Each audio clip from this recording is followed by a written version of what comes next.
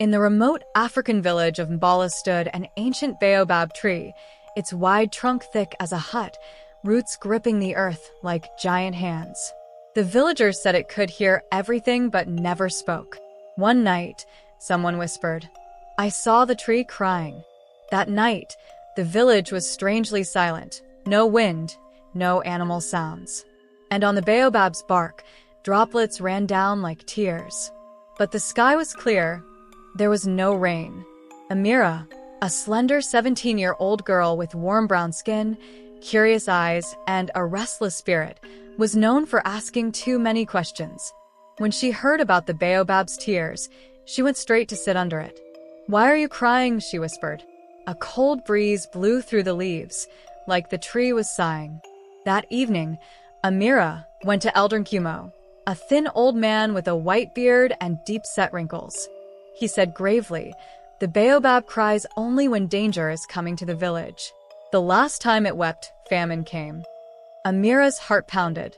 So, something bad is coming again? That night, Ameera returned to the baobab.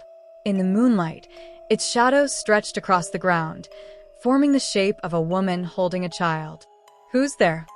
Ameera called softly. The shadow moved. A faint voice whispered, "Time is short, save him." The next morning, chaos spread. Chief's young son, Kwana, had vanished.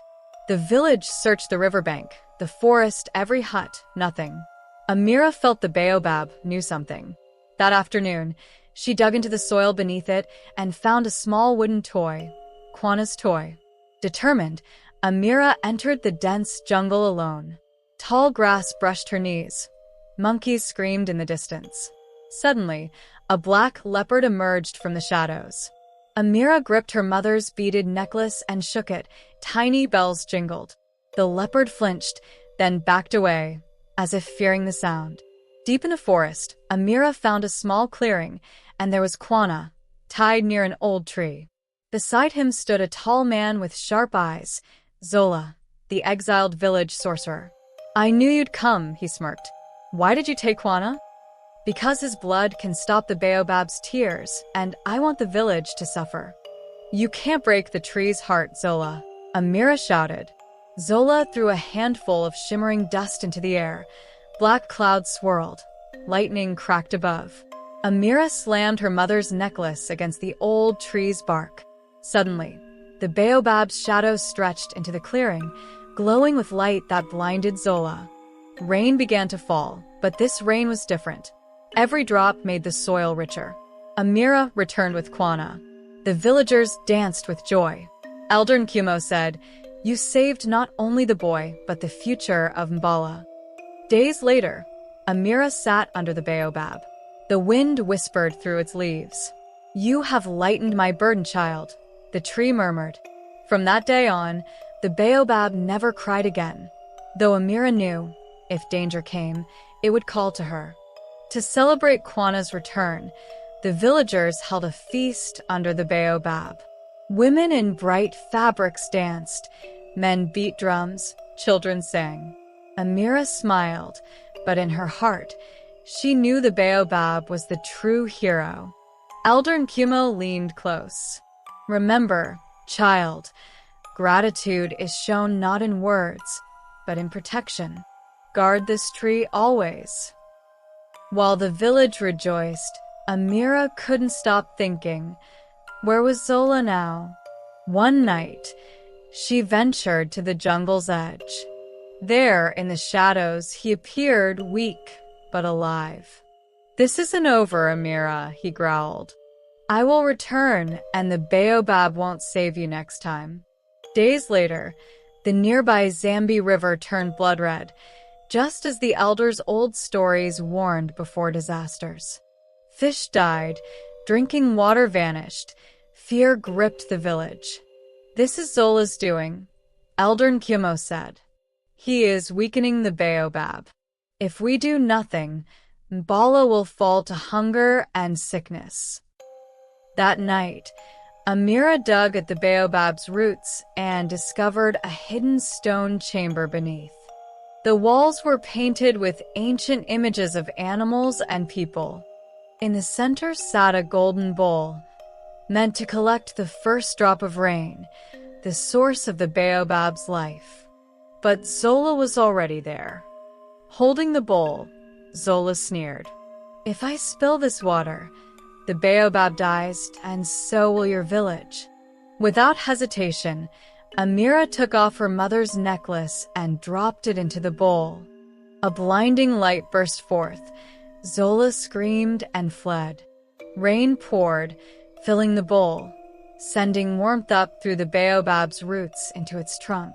"You have given me your most precious gift," the tree whispered. "I will always stand with you." The river cleared, the soil bloomed, and Ameera's sacrifice became a legend told for generations in Bala. The nights in Bala grew strangely still after Zola's defeat. No drums, no laughter, only the rustle of the baobab leaves. One evening, as Ameera sat beneath it, she heard more than just the wind. She heard voices. Faint, layered, like many people speaking at once. "They are the voices of your ancestors," Elder Nkumo explained when she told him. "The baobab is their home. They watch over us." The thought comforted Ameera until she realized the voices weren't only chanting, they were warning. A name kept repeating, whispered in the language of the old tribes. The Shadow Eater. Nkumo's eyes widened. If the Shadow Eater walks again, even the baobab may not be enough. A week later, a thick black fog rolled into Mbala from the jungle. It swallowed the moon, choked the air, and dimmed every flame in the village. The villagers huddled together, but Ameera stepped outside. She saw it, something moving inside the mist, tall and thin, with glowing red eyes. "It is not Zola," she whispered to herself. "It is something older." From the darkness came a deep, hungry voice. "I have fed on the shadows of your people for centuries. Your tree kept me away until now." The baobab shuddered in the fog, its leaves falling faster than Ameera had ever seen. It was weakening again. Nkumo told Ameera of a place beyond the desert, the Stone Hills, where the first baobab seed was planted by the gods. "If you can find the stone seed," he said, "you can renew the strength of our tree and drive out the Shadow Eater." Ameera gathered food, water, and her spear. Quanah, now braver after his ordeal, insisted on going with her. "If you saved me once, Ameera, let me help save the village now." They crossed dry plains under the burning sun, slept under skies heavy with stars, and fought off scavenger hyenas in the night. At last, after days of travel, the jagged stone hills rose before them, black against the orange horizon. Inside a hidden cave in the stone hills, Ameera found a pool of water, so still it reflected her face perfectly. A voice echoed inside her mind. "To take the stone seed, you must give a piece of yourself." She thought of her necklace, gone. Her childhood, gone. What else could she give? Quanah stepped forward. "Take me," he said. "The village needs you more." "No," Ameera cried. "I won't lose you." Instead, she knelt by the water and cut a strand of her own hair, placing it into the pool. The water turned gold, and a small glowing seed rose from its surface. As she held it, the cave trembled. Something in the jungle had felt its awakening. Ameera and Quanah returned to Mbala to find the village under siege. The Shadow Eater towered over huts, its arms like smoke, its mouth wide and endless. The baobab stood bare, its bark cracking, barely alive. Ameera ran to its roots and pressed the stone seed into the earth. The ground shook, light surged up the trunk, and the baobab exploded into green life, its branches stretching higher than ever before. The shadow eater screamed as beams of sunlight pierced the fog, turning its body to dust. When the light faded, the village was safe.